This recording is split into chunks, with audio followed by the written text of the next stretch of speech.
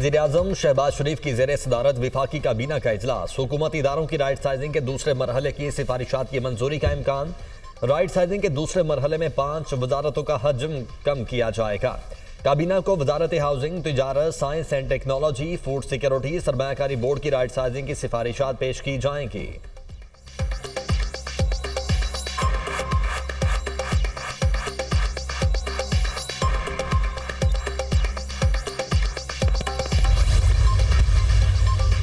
पाकिस्तान का missile programme पर दो टूक जवाब। मिसाइल प्रोग्राम पर अमरीकी पाबंदियां गैर कानूनी और नाइंसाफी पर मबनी करार। अमरीकी पाबंदियों से पाकिस्तान के दिफा और दिफाई फैसलों पर कोई फर्क नहीं पड़ेगा। पाकिस्तान के मिसाइल प्रोग्राम से अमरीका को कोई खतरा नहीं। खत्ते में मिसाइल सिस्टम और जौहरी टेक्नोलॉजी की दौड़ भारत ने शुरू की। बड़ी ताकतों को भारत के खिलाफ कदम उठाना चाहिए। पाकिस्तान की सिक्योरिटी का फैसला पाकिस्तानी कौम करेगी। पाकिस्तान पर माजी में भी बहुत सी पाबंदियां लगी, हमने अपनी सिक्योरिटी पर तवज्जो मरकूज रखी। तर्जुमान दफ्तर खारजा मुमताज जहरा का अमरीका को वाज़ेह पैगाम।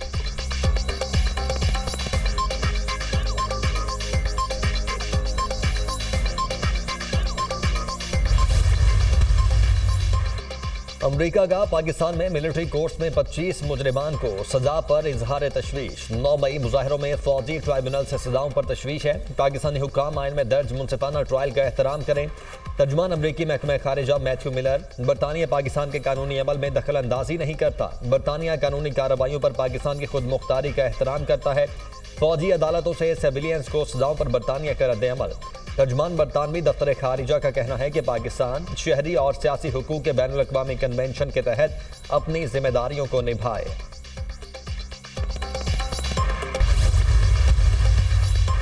सियासी इस्तेहकाम की जानिब वहाँ पेशरफ। हुकूमत और अपोजिशन एक मेज़ पर। हुकूमत और तहरीक इंसाफ का मुज़ाकरात जारी रखने पर इत्तेफाक। अपोजिशन और हुकूमत के दरमियान मुज़ाकरात का पहला दौर। मुज़ाकराती कमेटी का आइंदा इजलास 2 जनवरी को होगा। तहरीक इंसाफ अपना चार्टर ऑफ डिमांड देगी। दोनों कमेटियों ने मुज़ाकरात को मस्बत अमल करार दे दिया।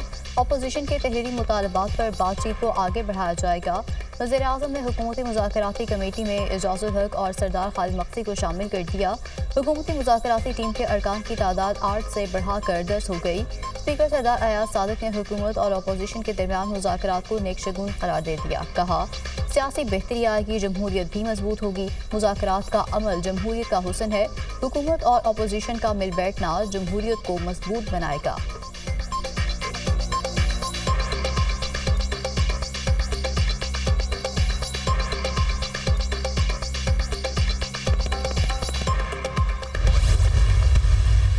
हमारी लीडरशिप वर्कर उनको रिहा किया जाए।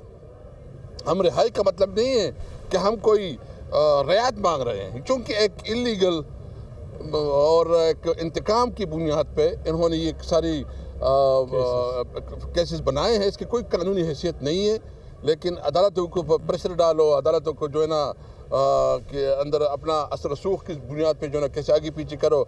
हम मुतालबा करते हैं कि इस किस्म के रवैयों को ख़त्म किया जाए। 9 मई का और 26 नवंबर का जो वाक़यात हुए हैं उसके ऊपर जो है ना सीनियर तरीन जजेस ऑफ सुप्रीम कोर्ट के तहत जो है ना जुडिशल इंक्वायरी हो। मुज़ाकरात के हवाले से किसी से गारंटी नहीं मांगी। अपने मौक़िफ़ से किसी सूरत पीछे नहीं हटेंगे। बानी पीटीआई और सियासी वर्कर्स को रिहा किया जाए। 9 मई और 26 नवंबर के वाक़यात की जुडिशल इंक्वायरी की जाए। पीटीआई रहनुमा असद कैसर की मीडिया से गुफ्तगू। कहा, हुकूमत इंतकामी कार्रवाइयाँ कर रही है। आइन से बालातर फैसले होंगे तो आवाम कहाँ जाएंगे। मिलिट्री कोर्ट से मुतल्लिक सुप्रीम कोर्ट के फैसले पर तहफ़्फ़ुज़ात हैं। मिलिट्री कोर्ट पर यूरोपीय यूनियन और यूरोप ने तहफ़्फ़ुज़ात का इजहार किया।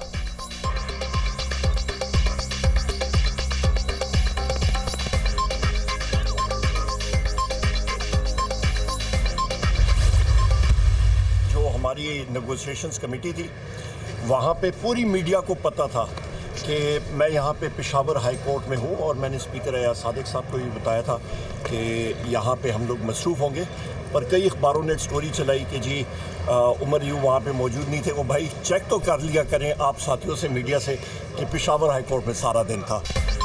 उम्मीद है मुज़ाकरात कामयाब होंगे। कुछ लोगों ने गलत बातें की। पेशावर हाई कोर्ट में होने की वजह से मुज़ाकरात में शिरकत नहीं दे सका। अपोजिशन लीडर उमर अयूब की मीडिया से गुफ्तगू। पेशावर हाई कोर्ट ने उमर अयूब को 1 महीने की राहदारी जमानत दे दी।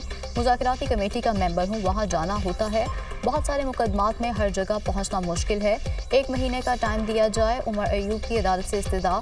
आपको टाइम देते हैं, आप वहाँ अदालतों में पेश हो जाएं। अदालत के रिमार्क्स।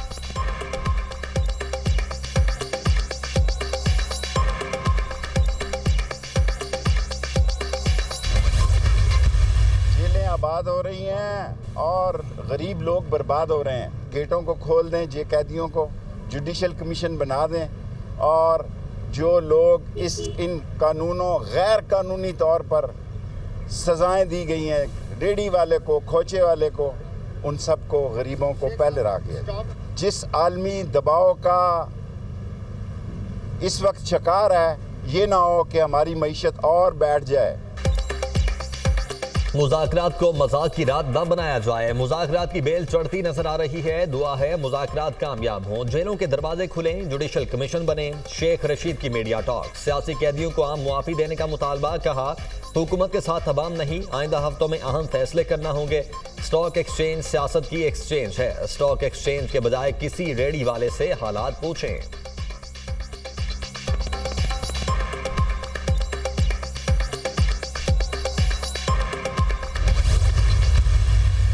यकीनन हम बड़ी हद तक बाइख्तियार हैं और हम समझते हैं कि जो एतमाद हम पे किया गया है उस एतमाद पे हम भी पूरा उतरेंगे। और ज़ाहिर है कि हमारा अपनी क़यादत से रब्ता भी रहता है। जो यहाँ पेशरफ्त होगी वो उनके इल्म में आएगी। हमें अपनी हदूद का भी पता है कि हम किस हद तक जा सकते हैं, किस हद तक नहीं जा सकते। हमने इस तरह की कोई चीज़ उनके सामने नहीं रखी कि जी आप जो कुछ मान जाएंगे, माजी के तजुर्बात के हवाले से खान साहब मानेंगे या नहीं मानेंगे, इस तरह की कोई बात हमारी तरफ से नहीं आई। असद कैसर ने ज़ुबानी मुतालबात में कबल अज़ वक्त इंतखाबात का मुतालबा नहीं किया। हुकूमत की मुज़ाकराती कमेटी बा इख्तियार है, एतमाद पर पूरा उतरेंगे। कमेटी का क़यादत से भी राब्ता है और अपनी हदूद का भी पता है। मुज़ाकरात में जो तय होगा वो वेटो नहीं होगा। PTI अरकान की गैर हाज़िरी से ताज्जुब हुआ। सेनेटर इरफान सिद्दीकी की प्रोग्राम दुनिया महर बुखारी के साथ में गुफ्तगू। हमारे अरकान मसरूफियात की वजह से हासिल ना हो सके, अब कमेटी नहीं चलेगा। 2 जनवरी के बाद बिला ताक़त मुज़ाकरात होंगे। हुकूमत मुक़्तदर हलकों को एतमाद में लिए बगैर मुज़ाकरात में नहीं बैठ सकती थी। साहबजादा हामिद रजा।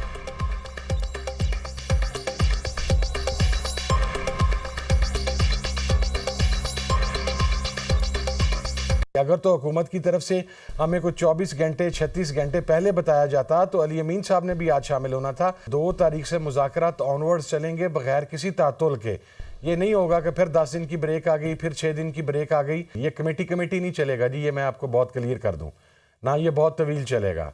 हुकूमत वहाँ से कंसेंट के बगैर, उनको एतमाद में लिए बगैर इस मुज़ाकरात में नहीं बैठ सकती थी। ये कम अज़ कम मुझे तो इस बात की क्लैरिटी है जी। वज़ीर दाखिला मोहसिन नकवी से MQM के चेयरमैन खालिद मकबूल सिद्दीकी की मुलाकात। बाहमी दिलचस्पी के उमूर और मुल्क की मजमूई सूरत हाल पर तबादला ख्याल। वज़ीर दाखिला मोहसिन नकवी ने कहा पाकिस्तान मुश्किल हालात से बाहर निकल रहा है। मुआशी इशारे बेहतरी की जानिब गामजन है। हर आने वाला दिन पाकिस्तान के रोशन मुस्तकबिल की नवीज़ सुना रहा है। मायूसी गुनाह है और मायूस अनासिर का एजेंडा कुछ और है। खालिद मकबूल सिद्दीकी ने कहा पाकिस्तान की तरक्की की राह में रुकावटें डालने वालों को अवाम की कोई परवाह नहीं।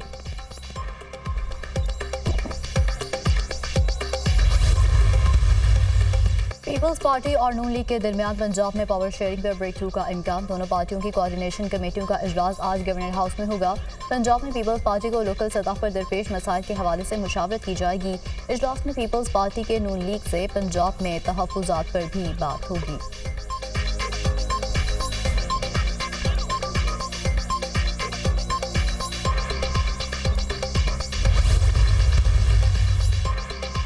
पेशावर हाई कोर्ट ने असद कैसर को 30 जनवरी तक राहदारी जमानत दे दी। अदालत का PTI रहनुमा को किसी भी मुकदमे में गिरफ्तार न करने का हुक्म। लाहौर हाई कोर्ट ने PCL लिस्ट से सनम जावेद का नाम निकालने की दरखास्त खारिज कर दी। अदालत ने रजिस्ट्रार ऑफिस का एतराज़ बहाल रखा। रजिस्ट्रार ऑफिस ने पहले मुतल्लिका फॉरम से रुजू न करने का एतराज़ आयद किया था। पहले मुतल्लिका फॉरम से रुजू करें, अगर सुनवाई नहीं होती तो अदालत आ सकते हैं। लाहौर हाई कोर्ट के रिमार्क्स।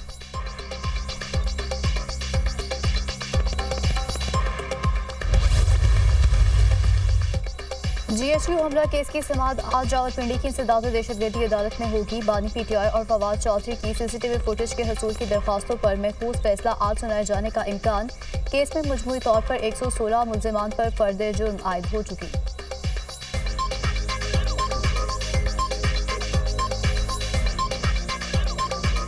मुल्क के बेशतर इलाकों में सर्दी के डेरे, बला इलाकों में जाड़े की शिद्दत बरकरार। पारा नुक़्ता जमात से भी कई दर्जे नीचे। कोयटा में दर्जा हरारत -5, खलात में -4 डिग्री को छू गया। गिलगित बल्तिस्तान में मौसम शदीद सर्द। स्कर्दू में पारा -11, गिलगित में -8 रिकॉर्ड। मरी में बर्फबारी का सिलसिला थम गया। लाहौर में बारिश के बाद फ़ज़ाई आलूगी में मामूली कमी। धुंध के बायस मोटरवे को कई मकामात पर बंद करना पड़ा। चैंपियंस ट्रॉफी, भारत को एडजस्ट करने पर बरतानवी अखबार की शदीद तनकीद। चैंपियंस ट्रॉफी पर भारत को एडजस्ट करने के लिए खेलों की सालमियत को कुर्बान किया गया। ICC के हर इवेंट में भारत को फायदा पहुंचाया जाता है। चैंपियंस ट्रॉफी में सिर्फ भारत को मालूम होगा कि वो नॉकआउट मैच कहां खेलेगा। भारत फाइनल में पहुंचा तो फाइनल दुबई में, वरना लाहौर में होगा। भारत का पाकिस्तान को फाइनल करवाने से रोकना मुकम्मल तौर पर शर्मनाक है। चैंपियंस ट्रॉफी का फाइनल कहां होगा, ये 4 मार्च के बाद मालूम होगा। भारत को दी गई रियायत नामुनासिब के साथ इसके ट्रॉफी जीतने के इम्कानात बढ़ा रही है। क्रिकेट के खेल पर एक मुल्क भारत की इजारादारी है। बरतानवी अखबार टेलीग्राफ की रिपोर्ट।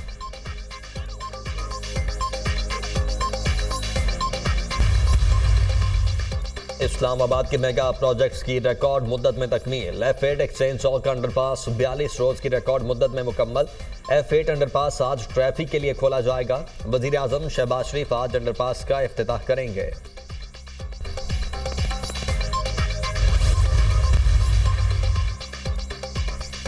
रूस की बशार अल असद और उनकी अहली आसमा अल असद के दरमियान अलहदगी की खबरों की तरदीद। तर्जुमान रूसी सदर ने वजाहत देते हुए कहा कि बशार अल असद और असमा अल असद के दरमियान तलाक की खबरें बेबुनियाद हैं। उनके खिलाफ झूठा प्रोपेगेंडा हो रहा है। रूस ने बशार अल असद को कैद तन्हाई में नहीं डाला और ना ही असासे मुंजमद किए। मीडिया झूठ पर मबनी खबरें फैला रहा है।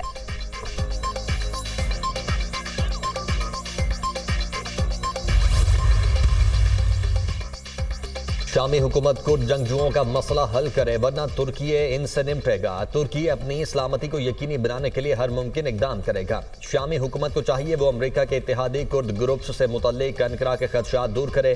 कुर्द जंगजू तुर्क रियासत के खिलाफ 40 साल से अलम बगावत बुलंद किए हुए हैं। तुर्क वजीर खारिजा हाकान फिदान का मौक़िफ़। गजा पर इसराइल के गाज़िबाना हमलों में कमी न आ सकी। इसराइली फौज के कमाल हॉस्पिटल और अनवासी कैंप पर ताज़ा हमले, 7 फ़लस्तीनी शहीद, मुतादिद जख्मी हो गए। बमबारी से बेघर फ़लस्तीनियों के खैमों को आग लग गई। खान यूनिस में इसराइली फ़ज़ाइये ने घर को निशाना बनाया, 3 अफराद जान से गए। पोलियो के खतरे पीने गई 3 साला बच्ची इसराइली बमबारी का निशाना बन गई। हमास की गजा और मगरबी किनारे में जवाबी कार्रवाइयाँ, मुतादिद इसराइली फौजियों को हलाक और जख्मी करने का दावा। इसराइल के जंगबंदी मुआहदे के बावजूद लबनान पर हमले, 2 शहरी शहीद।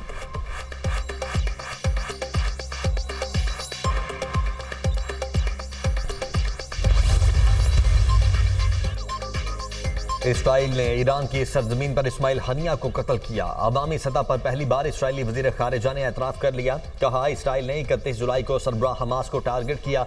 इस्माइल हनिया को ईरानी सदर मसूद पज़ेश्कियान की तकरीब हल्फ बर्दारी के मौके पर निशाना बनाया गया।